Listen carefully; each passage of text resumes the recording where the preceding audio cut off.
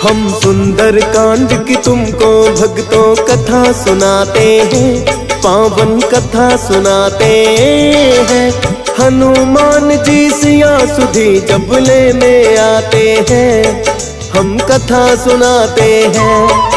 हम सुंदर कांड की तुमको भक्तों कथा सुनाते हैं, पावन कथा सुनाते हैं। हनुमान जी सिया सुधी जब लेने आते हैं, हम कथा सुनाते हैं। जो इसको सुने सुनाए सब भ्रम दूर हो जाए, जो इसको सुने सुनाए सब भ्रम दूर हो जाए। प्रिय भक्तजनों, आज हम आपको रामायण के एक महत्वपूर्ण खंड सुंदर कांड की कथा सुनाएंगे। प्रिय भक्तों, रामायण से आप भली भांति परिचित हैं। इसी रामायण का महत्वपूर्ण अध्याय है सुंदरकांड। कहते हैं सुंदरकांड का पाठ करने से अथवा इसे सुनने से हनुमान जी की विशेष कृपा प्राप्त होती है तथा प्रभु श्री राम के प्रति भक्ति और प्रेम बढ़ता है। सुंदरकांड का पाठ करने से या पढ़ने से आध्यात्मिक विकास भी होता है। कहते हैं 21 दिनों तक निरंतर यदि सुंदरकांड का पाठ किया अथवा सुना जाए तो सभी प्रकार के संकटों से मुक्ति मिलती है एवं मन को शांति प्राप्त होती है, जो हमें धैर्य, साहस, दृढ़ संकल्प की प्रेरणा देता है। तो आइए भक्तों सुनते हैं सुंदरकांड की ये परम कल्याणकारी पावन कथा।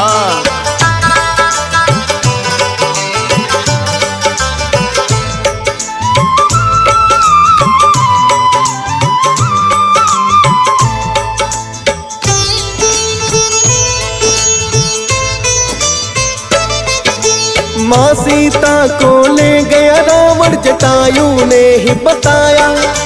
वानर सेना रुक गई सारी जब सागर तट आया।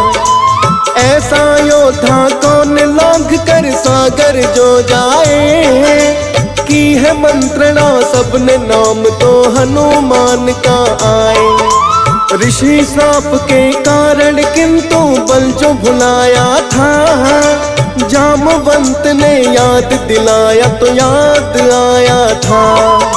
कहने लगे हैं श्री राम के हनुमान तुम जाओ, क्या रावण की कैद में सीता जाकर पता लगाओ। सुनकर वो आदेश प्रभु का शीश झुकाते हैं, पावन कथा सुनाते हैं। हनुमान जी सिया सुधी जब लेने आते हैं, हम कथा सुनाते हैं। जो इसको सुने सुनाए सब भ्रम दूर हो जाए, जो इसको सुने सुनाए सब भ्रम दूर हो जाए। प्रिय भक्तजनों, जामवंत जी के याद कराने पर हनुमान जी को अपना बल याद आया तो प्रभु श्री राम ने उनसे कहा कि हे हनुमान, इन योद्धाओं में तुम ही हो जो इस 100 योजन के सागर को लांघ कर जाने की क्षमता रखते हो। अतः तुम शीघ्र ही लंका में जाकर पता करो कि दुष्ट रावण ने माता सीता को किस स्थान पर बंदी बनाकर रखा है। तब राम प्रभु ने अपनी मुद्रिका हनुमान जी को दे दी और कहा कि मेरी ये मुद्रिका सीता को दिखा देना, ताकि उन्हें विश्वास हो जाए कि तुम मेरे ही दूत हो। श्री राम का आदेश पाकर हनुमान जी तत्काल ही सागर को लांघकर लंका में जाने के लिए तत्पर हो गए। फिर वो जामवंत जी से कहने लगे कि हे जामवंत जी, आपने मुझे मेरा बल याद दिलाकर अपने प्रभु की सेवा करने के लिए चुनकर कृतार्थ किया है। आप कंदमूल फल खाकर मेरी राह देखना, जब तक मैं माँ सीता की सूचना लेकर नहीं आता।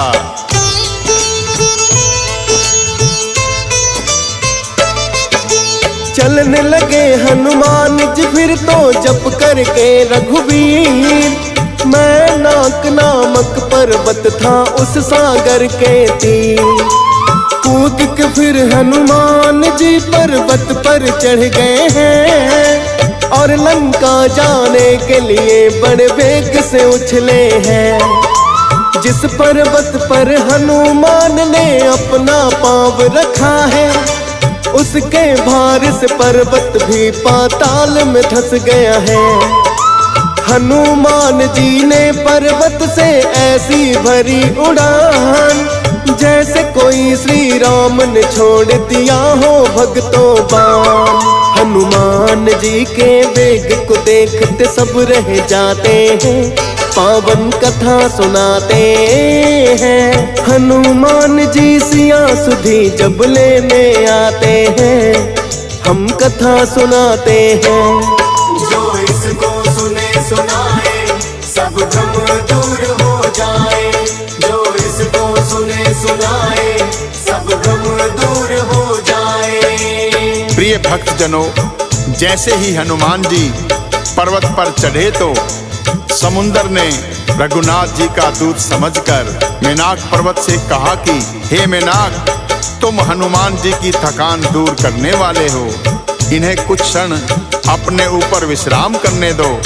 मेनाक पर्वत ने जब हनुमान जी को विश्राम करने के लिए कहा तो हनुमान जी मेनाक पर्वत से कहने लगे कि हे मेनाक, श्री राम जी के काज किए बिना भला मुझे विश्राम कहाँ। और इतना कहकर वो बड़े ही वेग से छलांग लगाई। इसके दबाव से मेनाक पर्वत भी पाताल में धंस गया। सभी देवता हनुमान के इस वेग को देखकर बड़े ही हैरान हो रहे थे, किंतु उन्होंने हनुमान जी के बल बुद्धि की परीक्षा लेने हेतु सर्पों की माता सुरसा को भेज दिया, जो बड़ा ही विकराल रूप धारण करके हनुमान के सामने आकर कहने लगी।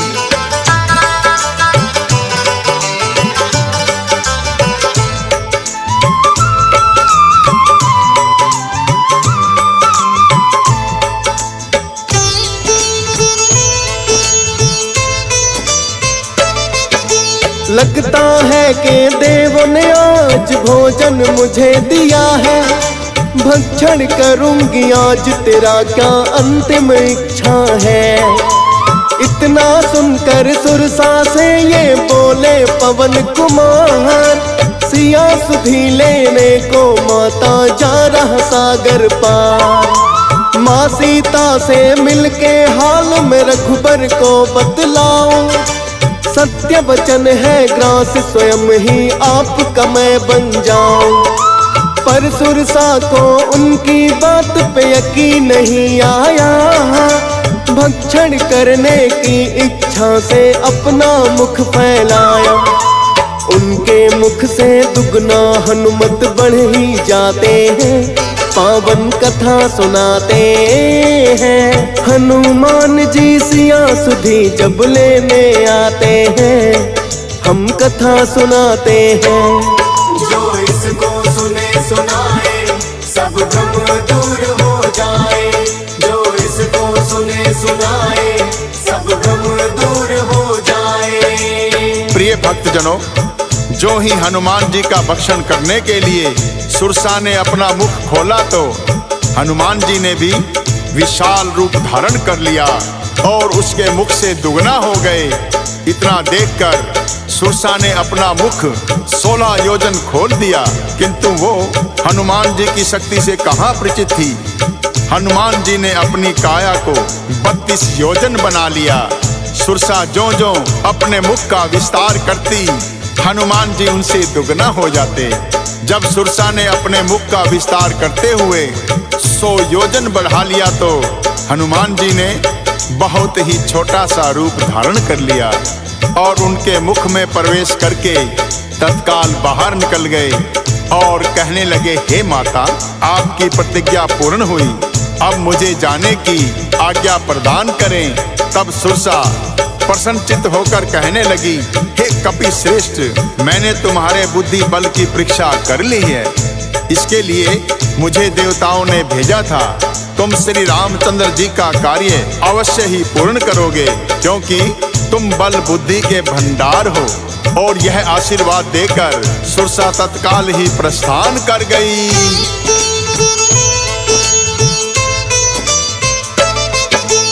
हनुमान जी चल दिए हैं आगे की ओर तत्काल। सागर में एक राक्षसी रहती जिसका रूप विकराल। आकाश मार्ग में उड़ते हुए पक्षियों को जो खाती थी, परछाई को पकड़ के भोजन उन्हें बनाती थी। हनुमान जी को उसने आकाश मार्ग में देखा, भोजन इसे बना लूं अपना, राक्षसी ने ये सोचा। हनुमान जी को भी पकड़ना जब उसने चाहा, रामदूत के आगे उसकी नहीं चली है माया। मार के घूंसा राक्षसी को परलोक पठाते हैं, पावन कथा सुनाते हैं। हनुमान जी सिया सुधी जब लेने आते हैं, हम कथा सुनाते हैं। जो इसको सुने सुनाए सब भ्रम दूर हो जाए। जो इसको सुने सुनाए सब भ्रम दूर हो जाए। प्रिय भक्तजनों, पवन पुत्र धीर बुद्धि वीर श्री हनुमान जी उस राक्षसी को परलोक भेजकर सागर के पार लंका में प्रवेश कर गए। वहां जाकर उन्होंने वन की शोभा देखी। अनेकों प्रकार के सुगंधित फूलों से सुशोभित उस वन में पक्षी चहचहा रहे थे और भंवरे पुष्पों पर मंडरा रहे थे। पास ही एक विशाल पर्वत था। हनुमान जी बह त्याग कर उस पर्वत पर चढ़ गए और लंका नगरी को निहारने लगे। उन्होंने देखा कि सोने की बड़ी ऊंची चार दीवारी लंका में सभी घर सोने से बने हुए थे। चौराहे, बाजार, मार्ग और गलियां अत्यंत ही सुंदर दिखाई पड़ती हैं, जहां अनेक रूपों के राक्षसों के दल उनकी बलवान सेना सहित विहार कर रहे हैं। अत्यंत ही बलशाली शरीर वाले अनेकों राक्षस सब ओर से लंका नगरी की सुरक्षा में तैनात हैं। हनुमान जी ने सोचा कि ऐसी सुरक्षा को किस प्रकार भेदा जा सकता है।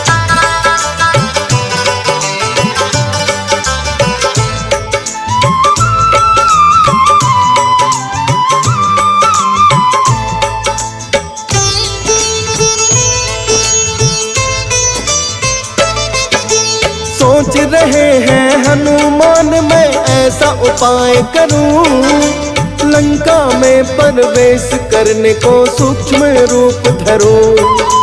हनुमान जी अपने मन में कर रहे यही विचार, प्रवेश करूंगा रात्रि में जब हो जाए अंधकार। हनुमान ने सूक्ष्म रूप तो बड़ा अपना है बनाया, लंका में प्रवेश उन्होंने करना है चाहा। लंकिनी नाम की राक्षसी ने पर उनको देख लिया, बोली निरादर करके मेरा तुम हो चले कहाँ। पड़ी निगाह लंकिनी की वो जान न पाते हैं, पावन कथा सुनाते हैं। हनुमान जी सिया सुधी जब लेने आते हैं, हम कथा सुनाते हैं। जो इसको सुने सुनाए सब भ्रम दूर हो जाए।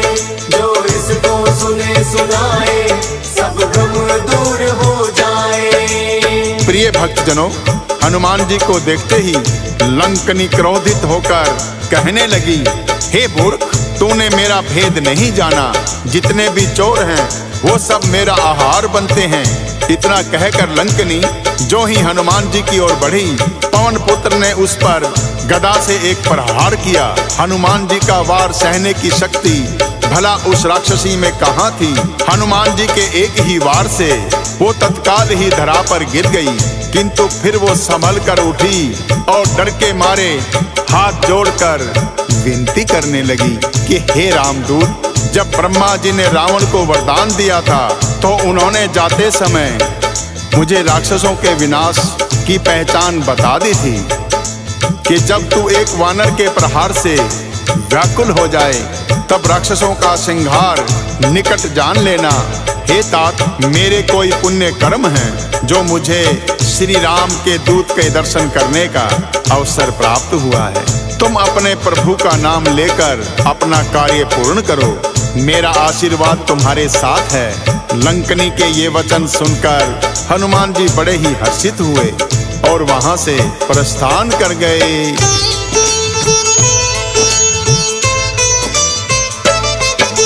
लंका के प्रत्येक महल का निरीक्षण जब है किया, हनुमान जी को माँ सीता नहीं दिखी है वहाँ।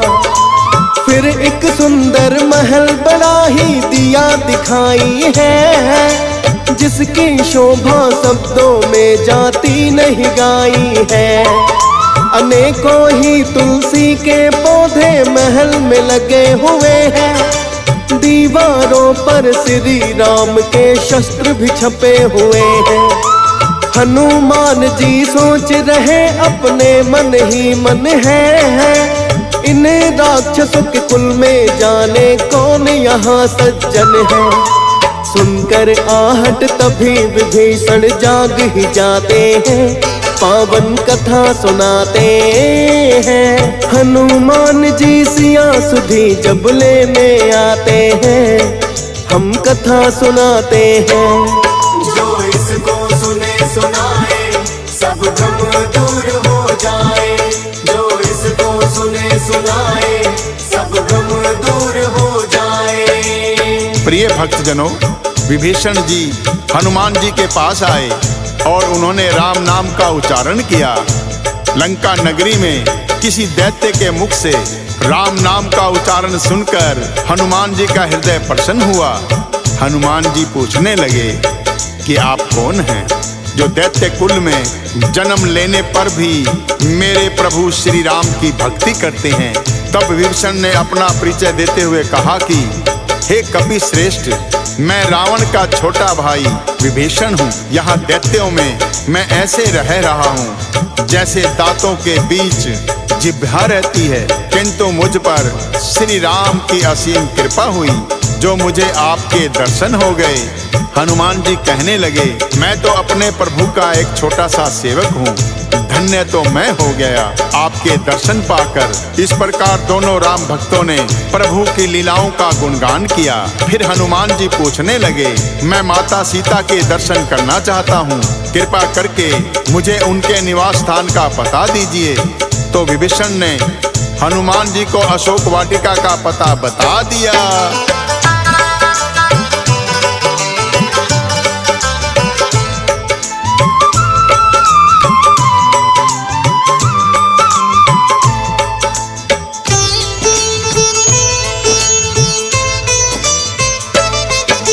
माँ सीता का पता विभीषण ने जो दिया बताए, अशोक वाटिका में चल फिर तो हनुमान जी आए।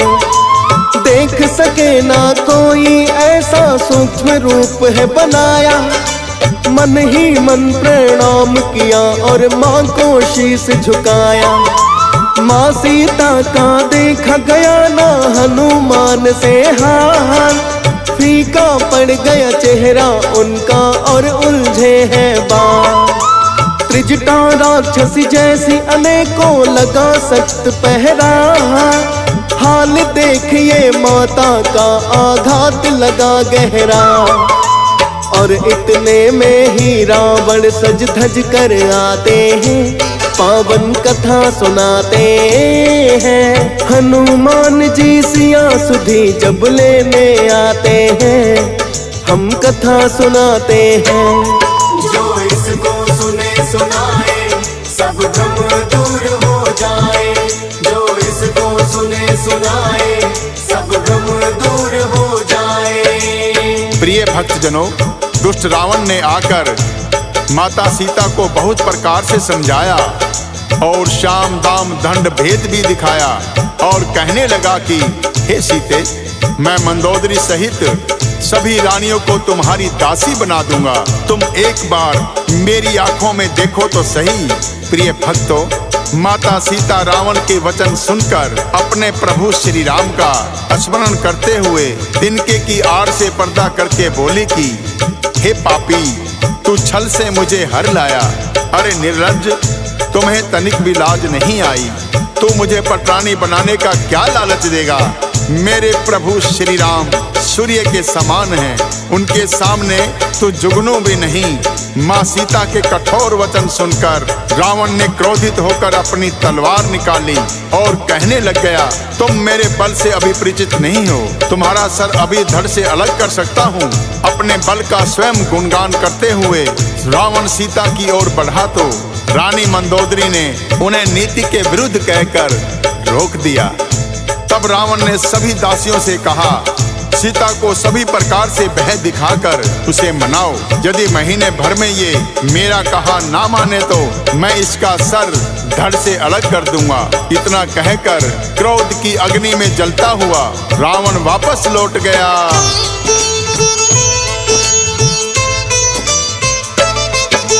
सभी प्रकार से भय राक्षसी सीता को है दिखाती, किंतु त्रिजटा राक्षसी उनको फिर है ये समझाती। साधारण नहीं नारी सीता, यूं ना इसे डराओ, करके सेवा इनकी तुम पापों से मुक्ति पाओ। क्योंकि रात को एक सपना मुझे दिया दिखाई है, सपने में एक वानर ने लंका ही जलाई है। रावण की भी देख कटी हुई मैंने सभी भुजाएं, लेने के लिए सीता जी को राम है लंका आए। कभी कभी सपने भी सच देखो हो जाते हैं, पावन कथा सुनाते हैं। हनुमान जी सिया सुधी जब लेने आते हैं, हम कथा सुनाते हैं। जो इसको सुने सुनाए सब भ्रम दूर हो जाए, जो इसको सुने सुनाए सब भ्रम दूर हो जाए। प्रिय भक्तजनों, क्योंकि त्रिजटा राक्षसी का प्रभु श्री राम के चरणों में स्नेह था, उन्होंने जब सपने की बात बताई तो सभी राक्षसी भय के कारण माता सीता के चरणों में गिर पड़ी। तो माता सीता त्रिजटा राक्षसी से कहने लगी, हे माता, तुम मेरी विपत्ति की संगनी हो, शीघ्र ही कोई ऐसा उपाय करो जिससे मैं ये शरीर त्याग दूं। अब प्रभु से विरह वेदना को सहना मेरे लिए बड़ा ही कठिन हो गया है। माता सीता के वचन सुनकर त्रिजटा ने चरण पकड़कर उन्हें समझाते हुए कहा, हे पुत्री, श्री राम के बल और प्रताप को समझने की चेष्टा करो। मेरा सपना मिथ्या नहीं है। प्रभु राम अति शीघ्र ही तुम्हें ले जाएंगे और रावण सहित सभी दुष्ट मृत्यु को प्राप्त होंगे। त्रिजटा और माता सीता का ये वार्तालाप हनुमान जी सूक्ष्म रूप में वृक्ष पर बैठे सुन रहे थे। तभी उन्होंने सोचा कि अब प्रभु की निशानी माता सीता को दे दी जाए।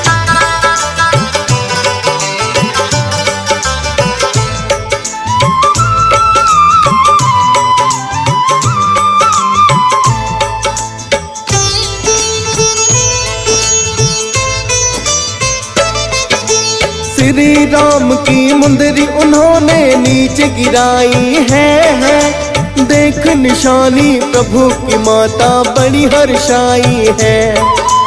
और बोली कि राम दूत है, कौन बाग में आया, या फिर पापी रावण दिखा रहा है अपनी माया। मायावी जो तुम हो कोई तो फिर नहीं है बच पाओ, यदि राम के दूत हो तो फिर मेरे सामने आओ। कूदे वृक्ष से तभी सामने आ गए हैं हनुमान, आकर माता सीता के चरणों में किया प्रणाम। मुद्रिका प्रभु की मैं ही लाया, उन्हें बताते हैं, पावन कथा सुनाते हैं। हनुमान जी सिया सुधी जब लेने आते हैं, हम कथा सुनाते हैं। जो इसको सुने सुनाए सब भ्रम दूर हो जाए, जो इसको सुने सुनाए सब भ्रम दूर हो जाए। प्रिय भक्तजनों, हनुमान जी ने माता सीता को प्रणाम करके कहा कि हे माता, अपने प्रभु श्री राम की निशानी मैं ही लेकर आया हूँ। हनुमान जी का यह वचन सुनकर माँ सीता के प्रेम आंसुओं की धारा बह निकली और कहने लगी, हे तात, विरह के सागर में डूबती हुई मुझ दासी के लिए तुम जहाज के समान हो। अब तुम छोटे भाई लक्ष्मण और श्री राम की कुशलता का समाचार सुनाओ। क्या रघुनाथ जी को कभी मेरी याद आती है या प्रभु ने मुझे बिल्कुल भुला दिया? ये कहते हुए फिर से माता सीता के नेत्र आंसुओं से भर गए। तब हनुमान कहने लगे, हे माते, आप धीरज रखिए। प्रभु श्री राम और लक्ष्मण जी अत्यंत ही कुशल हैं, परंतु आपके बिना बहुत ही दुखी हैं। आप मन में गलानी मत करिए और रघुनाथ जी का संदेश सुनिए। प्रभु श्री राम ने कहा है कि हे सीते, तुम्हारे वियोग में मेरे लिए सभी पदार्थ प्रतिकूल हो गए हैं। वृक्षों के नए नए कोमल पत्ते मानो अग्नि के समान, रात्रि काल रात्रि के समान, चंद्रमा सूर्य के समान और कमल पुष्पों के वन भालों के समान प्रतीत होने लगे हैं। मेघ मानो खोलता हुआ तेल बरसाते हैं। हे प्रिय, मेरा मन सदा तुम्हारे पास ही रहता है। प्रभु का यह संदेश सुनकर जानकी जी प्रेम मगन हो गई। हनुमान जी कहने लगे, हे माता, धीरज धारण करो और प्रभु श्री राम का स्मरण करो। राक्षसों का समूह पतन के समान है और श्री रघुनाथ जी के बाण अग्नि के समान, जो सभी राक्षसों को भस्म करने की क्षमता रखते हैं। प्रभु श्री राम को यदि पता चल गया होता तो वो विलंब ना करते। हे माता, चाहो तो मैं अभी आपको यहाँ से ले जा सकता हूँ, किंतु मुझे प्रभु श्री राम ने आज्ञा दी है कि मैं केवल आपकी कुशलता का समाचार लेकर आऊं। आप धीरज रखिए। प्रभु श्री राम अपनी वानर सेना सहित शीघ्र ही लंका आएंगे और सभी राक्षसों को मारकर आपको यहाँ से सम्मान पूर्वक ले जाएंगे। तब माता सीता कहने लगी, हे हनुमान, मेरे मन में संदेह है कि तुम जैसे वानर राक्षसों से कैसे जीतेंगे। यह सुनकर हनुमान जी ने अपनी काया को पर्वत के समान विशाल कर लिया। माता सीता को यकीन हो गया कि अब रावण का अंत निकट है। हनुमान जी कहने लगे, हे माता, जिस पर प्रभु श्री राम की कृपा हो उसके लिए कुछ भी अजय नहीं। हनुमान जी की वाणी सुनकर माँ सीता को संतोष हुआ और उन्होंने हनुमान जी को आशीर्वाद दिया कि हे पुत्र, तुम बल और शील के निधान हो। जाओ हे पुत्र, तुम अजर अमर, तुम सभी गुणों की खान बनो, ऐसा मेरा आशीर्वाद है। तो आइए भक्तों, सुनाते हैं आगे की कथा।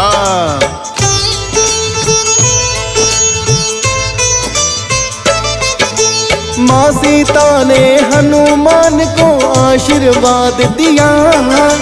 कहने लगी, हनुमान, आपने मुझे कृतार्थ किया। आपका आशीर्वाद है माता बड़ा अमोघ अछूत। फल खाने की इच्छा है अब मुझे लगी है भूख। यदि आपकी आज्ञा हो तो माता फल खाऊंगा। मीठे फलों को खाकर अपनी भूख मिटाऊंगा। माँ सीता ने आज्ञा दे दी हनुमत को तत्काल। चढ़े उछल कर वो तो वृक्ष पर जहाँ लगे फल्ला। ताजा फलों को भर के पेट हनुमान जी खाते हैं। पावन कथा सुनाते हैं। हनुमान जी सिया सुधी जब लेने आते हैं, हम कथा सुनाते हैं। जो इसको सुने सुनाए सब भ्रम दूर हो जाए। जो इसको सुने सुनाए सब भ्रम दूर हो जाए। प्रिय भक्तजनों, इस प्रकार हनुमान ने चुन चुन कर मीठे मीठे फल खाए और अनेकों पेड़ उखाड़ कर फेंक दिए। वहाँ बहुत से दानव जो वाटिका के रखवाले थे, उनमें से कुछ को मार डाला, कुछ अपने प्राण बचाकर भागे और रावण से जाकर पुकार की कि हे नाथ, एक बड़ा ही उपद्रवी वानर आया है जिसने अशोक वाटिका उजाड़ डाली है। फल खाए और वृक्षों को उखाड़ डाला, रखवालों को मार मार कर गिरा दिया। यह सुनकर रावण ने बहुत से बलशाली राक्षस भेजे। उन्हें देखकर हनुमान जी ने गर्जना की तथा सभी को मार भगाया। तब रावण ने अपने पुत्र अक्षय कुमार को अनेक बलशाली राक्षसों के साथ भेजा, किंतु हनुमान जी के आगे कोई भी नहीं टिक पाया। अक्षय कुमार सहित रावण के अनेक योद्धाओं का वध हनुमान जी ने कर दिया। जब रावण को ज्ञात हुआ कि उस वानर ने अक्षय कुमार का भी वध कर दिया है, उन्होंने अपने बड़े पुत्र मेघनाथ को भेजा और कहा कि ऐसा कौन बलशाली वानर आया है जिसने अक्षय कुमार सहित हमारे अनेक बलशाली योद्धाओं को मार गिराया। तुम शीघ्र ही उसे जाकर पकड़ कर लाओ, हम स्वयं उसे मृत्यु दंड देंगे। अपने पिता की आज्ञा पाकर मेघनाथ गरजता हुआ अशोक वाटिका की ओर आया। हनुमान जी ने जब देखा कि मेघनाथ उनसे युद्ध करने आया है, तो उन्होंने बहुत ही एक विशाल वृक्ष उखाड़कर मेघनाथ के ऊपर प्रहार किया। मेघनाथ का रथ तिनके की भांति बिखर गया। क्रोधित होकर मेघनाथ ने भी हनुमान जी पर वार किया, किंतु मेघनाथ का हर वार हनुमान को पुष्प की वर्षा के समान लग रहा था। मेघनाथ ने अनेकों प्रकार की माया रची, किंतु हनुमान जी से जीत ना सके और अंत में उन्होंने ब्रह्मपात हनुमान जी के ऊपर छोड़ दिया।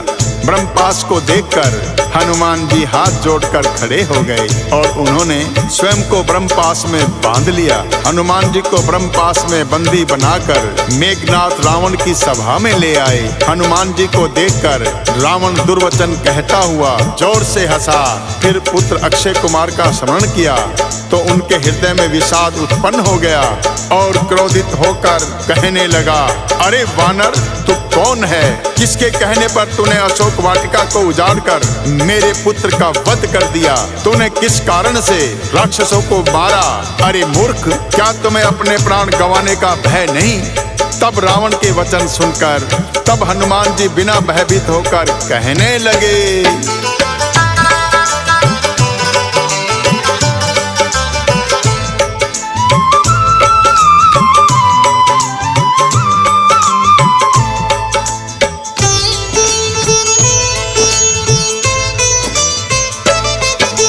जिनका बल पाकर ब्रह्मा ने सृष्टि को है रचाया, उनका ही बल पाकर मैं तेरी लंका में आया। जो देवों के रक्षक है दुष्टों का करे संहार, उनके आशीर्वाद से कर दिया मैंने सागर पार। है वो चराचर जगत के स्वामी प्रभु मेरे श्री राम, तेरे पुत्र का वध किया मैंने लेकर उनका नाम। चोरी और छल करके क्यों खुद पर इतराए हो, जिनकी प्रिय पत्नी का हरण तुम करके लाए हो। क्षमा मांग कर वापस दे दो, उसे समझाते हैं, पावन कथा सुनाते हैं। हनुमान जी सिया सुधी जब लेने आते हैं, हम कथा सुनाते हैं। जो इसको सुने सुनाए सब भ्रम दूर हो जाए। जो इसको सुने सुनाए सब भ्रम दूर हो जाए। प्रिय भक्तजनों, हनुमान जी ने रावण को समझाते हुए कहा कि हे रावण, अब भी समय है, तुम प्रभु श्री राम के चरण कमल को हृदय में धारण करो और लंका पर अचल राज करो। ऋषि पुलत्स्य जी का यश निर्मल चंद्रमा के समान है, तुम उस चंद्रमा पर कलंक मत बनो और माता सीता को सकुशल वापस लौटाकर प्रभु से क्षमा मांग लो। मेरे प्रभु दया निधान हैं और वो अभी भी तुम्हारे इस कृत्य को भूलकर तुम्हें प्राण दान दे सकते हैं। हे रावण, तुम अपना अभिमान त्याग प्रभु की शरण में जाओ, इसी में तुम्हारी और समस्त राक्षस कुल की भलाई है। हनुमान जी की ये सभी बातें अभिमानी लंकापति रावण को समझ नहीं आई और व्यंग करके बोला, हमें यह बंदर बड़ा ही ज्ञानी गुरु मिला। अरे दुष्ट, तेरी मृत्यु निकट है, तू वानर होकर मुझे शिक्षा देने चला है। मैं अभी तुम्हारे प्राण हर लेता हूँ। इतना कहकर क्रोधित होते हुए रावण ने जो ही तलवार खींची तो विभीषण जी ने उनसे कहा कि हे लंकापति, दूत का वध करना नीति के विरुद्ध है। तो रावण हंसकर कहने लगा, यदि ऐसी कोई बात है तो इस वानर का अंग भंग करके भेज दिया जाए। वानर को अपनी पूंछ से बड़ा ही लगाव होता है, अतः तेल में कपड़ा भिगोकर इसकी पूंछ में लपेटकर आग लगा दो। जब यह वानर बिना पूंछ के अपने स्वामी के पास जाएगा तो यह बड़ा ही लज्जित होगा, जिसकी यह इतनी बड़ाई करता है। मैं भी तो उसकी प्रभुता देखूं। रावण का आदेश पाकर अनेकों राक्षस तेल और घी में भिगा हुआ कपड़ा हनुमान जी की पूंछ पर लपेटने लगे।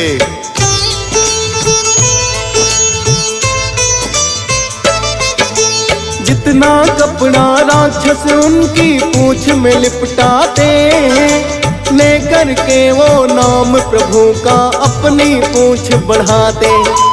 हनुमान जी की शक्ति को रावण ना पहचाना, पूंछ में आग लगाकर चाहता रावण जिसे जलाना। उस हनुमान ने किंतु अपनी शक्ति जब दिखलाई, उड़ गए हैं आकाश में जो ही पूंछ में आग लगाई। एक एक कर लंका के सब घरों को है लगे जलाने, मच गई त्राही त्राही लगे सब चीखने और चिल्लाने। किंतु भक्त विभीषण का घर नहीं जलाते हैं, पावन कथा सुनाते हैं। हनुमान जी सिया सुधी जब लेने आते हैं, हम कथा सुनाते हैं। जो इसको सुने सुनाए सब भ्रम दूर हो जाए। जो इसको सुने सुनाए सब भ्रम दूर हो जाए। प्रिय भक्तजनों, इस प्रकार हनुमान जी ने पल भर में ही लंका नगरी का दहन कर दिया। भक्त विभीषण के घर को छोड़कर सोने की लंका राख का ढेर बन गई। लंका दहन करके हनुमान जी ने सागर में जाकर अपनी पूंछ की आग बुझाई और फिर से सूक्ष्म रूप धारण करके श्री जानकी जी के सामने हाथ जोड़कर जा खड़े हुए। हनुमान जी ने कहा, हे माता, मैंने प्रभु श्री राम की कृपा से रावण की लंका नगरी को दहन कर दिया है। अब मैं आपसे विदा लेने आया हूँ। मुझे आपकी कोई निशानी दे दीजिए, जिसे दिखाकर अपने प्रभु को मैं आपकी कुशलता का समाचार सुना सकूं। हनुमान के वचन सुनकर माता सीता बड़ी ही हर्षित हो उठी और उन्होंने अपनी चूड़ामणि उतारकर हनुमान जी को दे दी और कहा, हे पुत्र, प्रभु श्री राम को मेरा प्रणाम कहना और बताना कि अब मैं और विरह नहीं सह पाऊंगी, अतः मुझे अति शीघ्र यहाँ से ले जाएं। माता सीता को अनेक प्रकार से धीरज बंधाकर हनुमान जी ने वहां से गर्जना करते हुए प्रस्थान किया। पुनः सागर को लांघकर प्रभु श्री राम के शिविर में आ गए। हनुमान जी को सभी वानर देखकर बड़े ही हर्षित हुए। उनके मुख की लालिमा देखकर लग रहा था कि वो प्रभु श्री राम के काज को सफलतापूर्वक संपन्न करके लौटे हैं। सर्वप्रथम आकर सुग्रीव सहित हनुमान जी ने प्रभु श्री राम के चरणों में प्रणाम करते हुए माता सीता की चूड़ामणि उन्हें दे दी।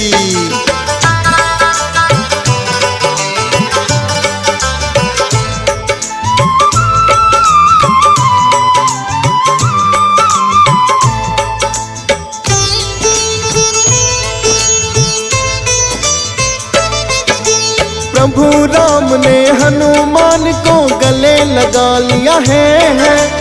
कहने लगे कि तुमने मुझ पर बड़ा उपकार किया है और न कोई सेवक होगा मेरा तेरे समान। फूले नहीं समाए इतना सुनकर के हनुमान। कहने लगे हैं प्रभु आपका ही सब है परताप। मैं तो आपके चरणों का एक छोटा सा हूँ दास। माँ सीता के दुख को देख के पर्वत भी डोले। शीघ्र चलो अब लंका नगरी हनुमान बोले। बोले प्रभु अब हम भी देर नहीं करना चाहते हैं। पावन कथा सुनाते हैं। हनुमान जी सिया सुधी जब लेने आते हैं, हम कथा सुनाते हैं।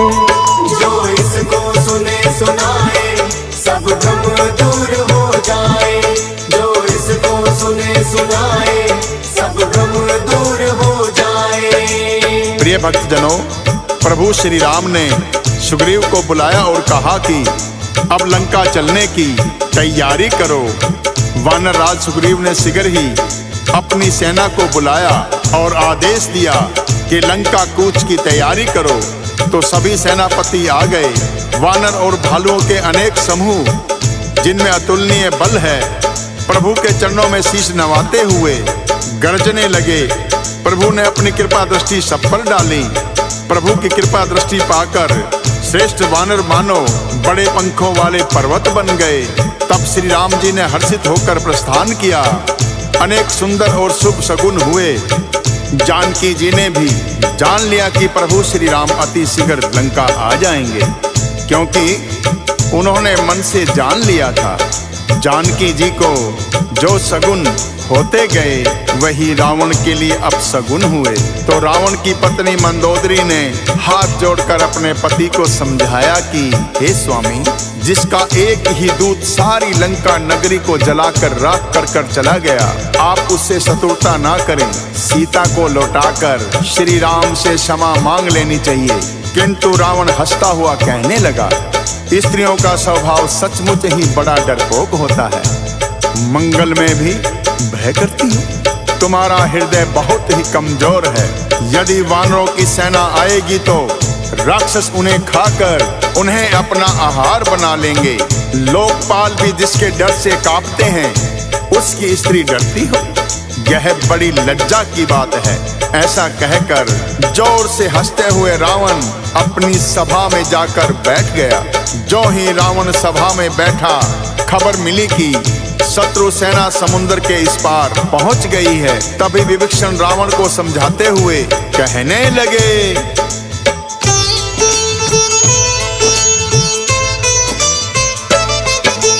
अब भी समय है विनती मेरी, आप करो स्वीकार।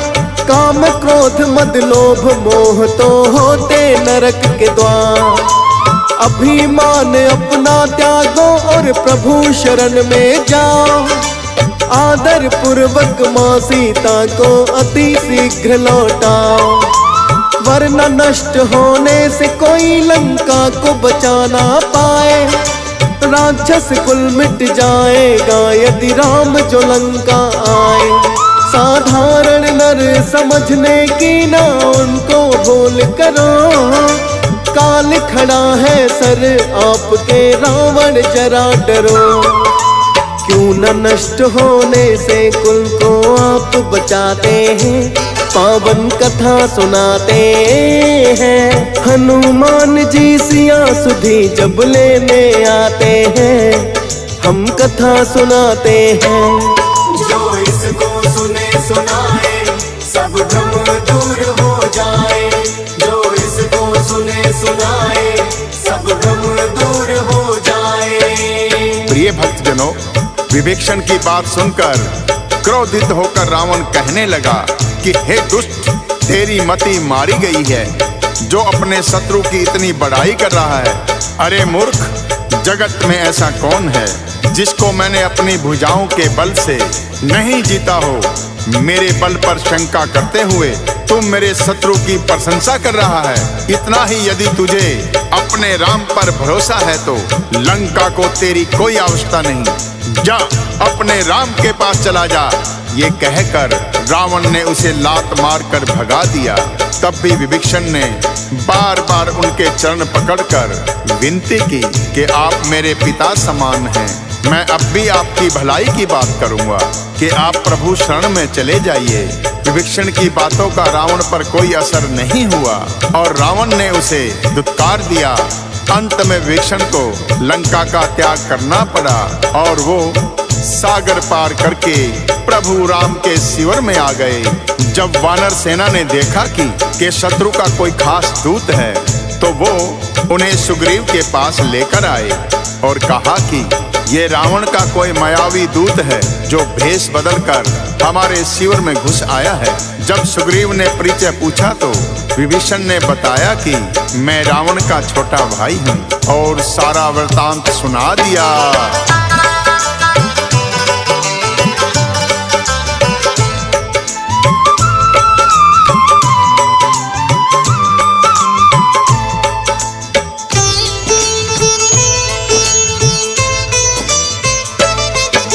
प्रभु राम को फिर सुग्रीव ने है संदेश सुनाया, छोटा भाई रावण का है आपकी शरण में आया। आदर पूर्वक प्रभु राम ने उन्हें बुलाया है, भेद जानकर सारा अपने गले लगाया है। कृपा राम की पाई विभीषण बड़े प्रसन्न हुए हैं, कहने लगे कि आज तो मेरे भाग्य ही धन्य हुए। शरणागत के रक्षक होते हैं भक्तों सदा राम, प्रभु ने दिया विभीषण को फिर लंकापति है नाम। करके राज तिलक वो मुकुट भी उन्हें पहनाते हैं, पावन कथा सुनाते हैं। हनुमान जी सिया सुधी जब लेने आते हैं, हम कथा सुनाते हैं। जो इसको सुने सुनाए सब भ्रम दूर हो जाए, जो इसको सुने सुनाए सब भ्रम दूर हो जाए।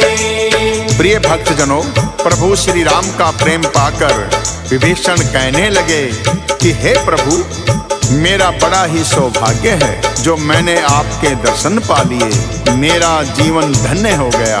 विभीषण की बात सुनकर प्रभु राम कहने लगे, हे विभीषण, आपके अंदर कोई अवगुण नहीं है, आप मेरी शरण में आए हो। मेरी शरण में आने वाले ब्रह्म हत्यारे का भी मैं कल्याण करता हूँ। आज से तुम लंकापति भक्त विभीषण के नाम से ही पुकारे जाओगे। तब प्रभु श्री राम कहने लगे कि हे वानर राज सुग्रीव और लंकापति विभीषण, सुनो, इस गहरे समुद्र को किस प्रकार पार किया जाए। तो विभीषण कहने लगे, हे रघुनाथ, यद्यपि आपका एक ही बाण करोड़ों समुद्रों को सोखने वाला है, तथापि यह उचित होगा कि समुद्र से प्रार्थना की जाए। हे प्रभु, समुद्र आपके कुल में बड़े पूर्वज हैं, वे विचार करके अवश्य कोई उपाय बताएंगे जिससे हमारी सेना बिना ही रुकावट के लंका में प्रवेश कर जाएगी। प्रभु राम ने कहा, उचित है, मैं सागर से विनती करता हूँ कि वानर सेना सहित मुझे लंका प्रवेश करने का उपाय बताए। और प्रभु राम आसन लगाकर सागर के किनारे बैठ गए और उनसे प्रार्थना करने लगे कि हे सागर, हमें लंका की ओर जाने की अनुमति दें।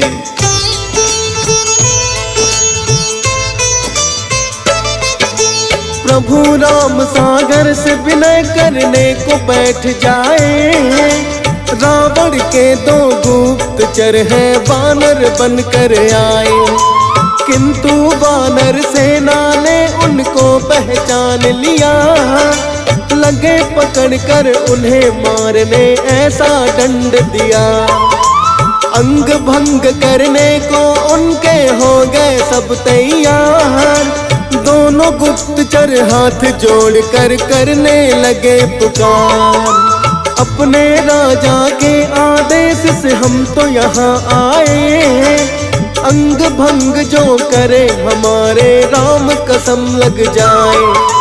राम कसम जो दे दी सब पीछे हट जाते हैं, पावन कथा सुनाते हैं। हनुमान जी सिया सुधी जब लेने आते हैं, हम कथा सुनाते हैं।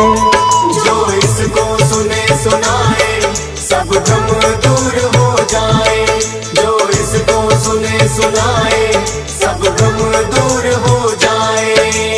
प्रिय भक्तजनों, रावण के गुप्तचरों को पकड़कर सब वानर उन्हें लक्ष्मण के पास ले आते हैं।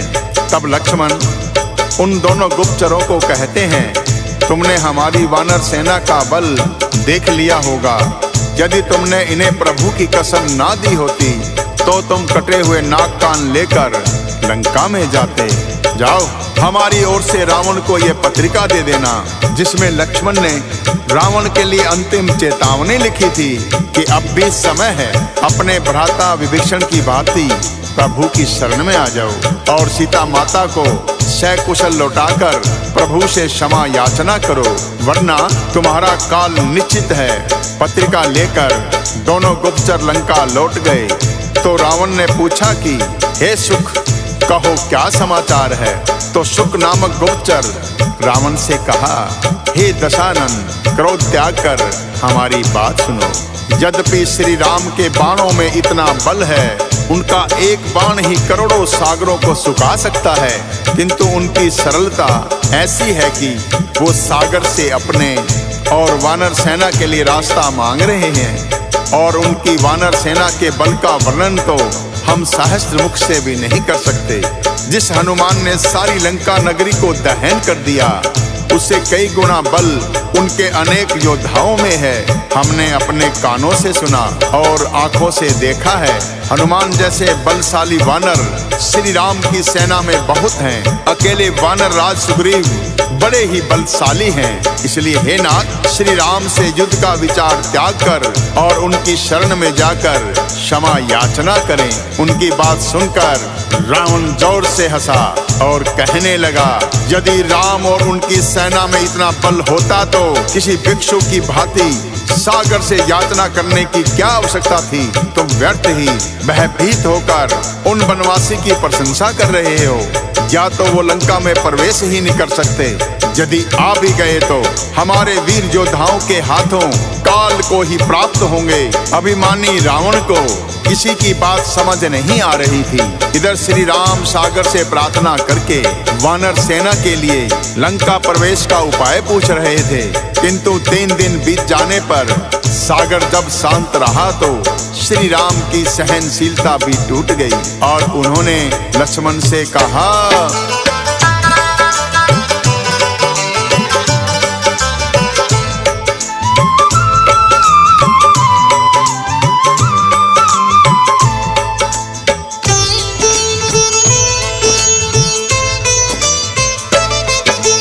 धनुष बाण है लक्ष्मण मेरा, लेकर तुम आओ।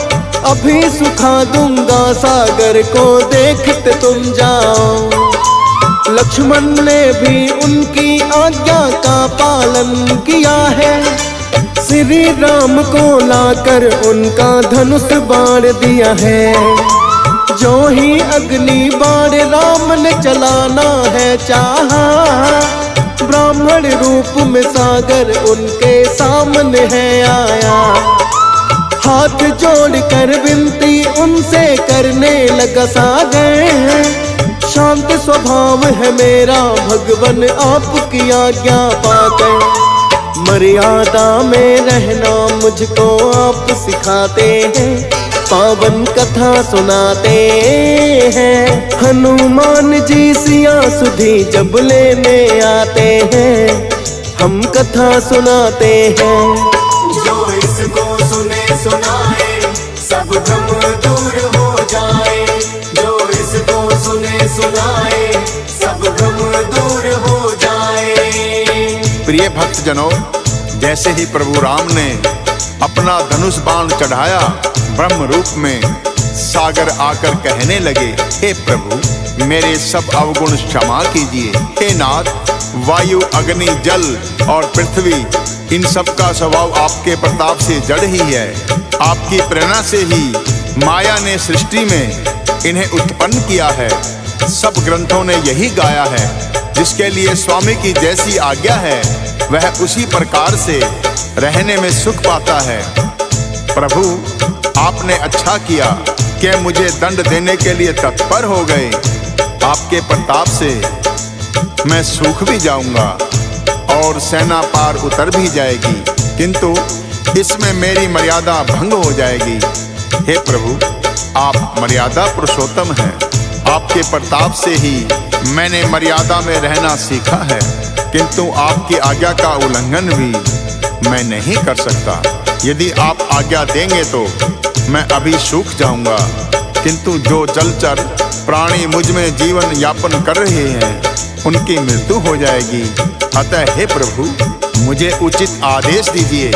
सागर के विनय पूर्वक वचन सुनकर प्रभु श्री राम उनसे कहने लगे, हे सिंधुराज, कृपा करके हमें कोई ऐसा उपाय बताओ जिससे वानरों सहित मेरी सेना पार उतर जाए। प्रभु की विनती सुनकर सागर उनसे कहने लगे,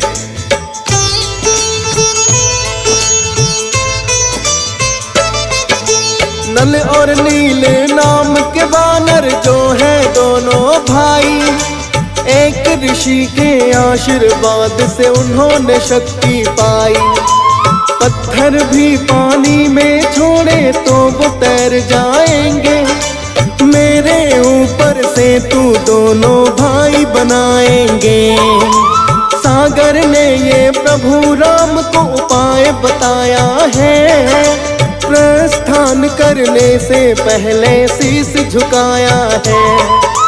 सिंधु पार करने का उपाय प्रभु ने जान लिया, और सुग्रीव को उन्होंने है फिर तो आदेश दिया। फिर तो दोनों भाइयों को प्रभु राम बुलाते हैं, पावन कथा सुनाते हैं। हनुमान जी सिया सुधी जब लेने आते हैं, हम कथा सुनाते हैं। जो इसको सुने सुनाए सब भ्रम दूर हो जाए, जो इसको सुने सुनाए सब भ्रम दूर हो जाए। प्रिय भक्तजनों, इस प्रकार प्रभु श्री राम की आज्ञा से सभी वानर और भालुओं के दल ने बड़े बड़े पहाड़ों से पत्थर लाने का कार्य शुरू किया। हनुमान जी उन पर प्रभु श्री राम का नाम लिखते रहे और नल नील दोनों भाइयों ने राम सेतु का निर्माण शुरू कर दिया। प्रिय भक्तजनों, सुंदरकांड का समापन यही होता है, जो कि रामायण का एक बड़ा ही महत्वपूर्ण खंड है। प्रिय भक्तों, कहते हैं सुंदरकांड का पाठ घर में करवाने और करने से श्री राम और हनुमान जी दोनों की विशेष कृपा प्राप्त होती है। और यदि पाठ ना भी करवाया जाए, केवल श्रद्धा पूर्वक सुनने पर भी प्रभु श्री राम और हनुमान अपने भक्तों पर बहुत कृपा करते हैं। अतः भक्तों, सुंदरकांड पाठ की महत्वपूर्ण घटनाएं हमने एक छोटी सी कथा के माध्यम से आपको सुनाने का प्रयत्न किया है। इसमें यदि कोई त्रुटि रह गई हो तो हम क्षमा प्रार्थी हैं। प्रिय भक्तजनों, तो एक बार प्रेम से बोलिए, सियावर रामचंद्र की जय।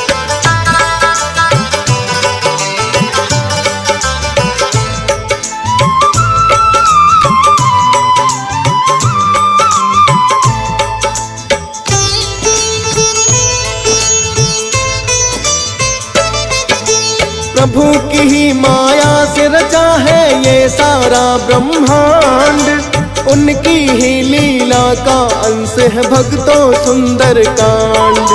राम भक्त हनुमान की लीलाओं का जिसमें वर्णन, सिया राम के त्याग और तप के भी है जिसमें दर्शन। श्रद्धा भक्ति भाव से सुंदर कांड सुनेगा जो भी, प्रभु राम और हनुमान की कृपा बड़ी ही होगी।